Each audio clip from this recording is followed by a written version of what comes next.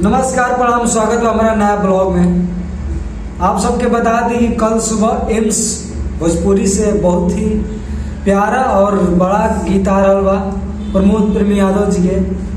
और सब कोई के मजनू आ रहा उसमें स्पेशल रंजीत भैया और खुशी सिंह काम कैले बड़ी।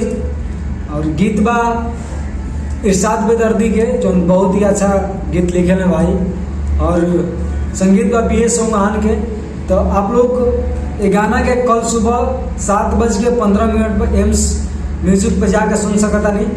बड़ा ही प्यारा गीत बा और जो मजनू बा वो करा खाती हार्ट टचिंग बा सॉन्ग कहे से कि ओकर दिल टूट जाई वो दिन है। और इनमें काम बहुत खूबसूरती से काम कर रंजीत भैया।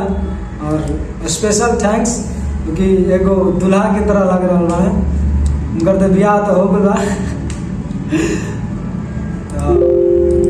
ये वीडियो हमारे लेट से जा रहा बा कहे से कि थोड़ा बिजी रही हम।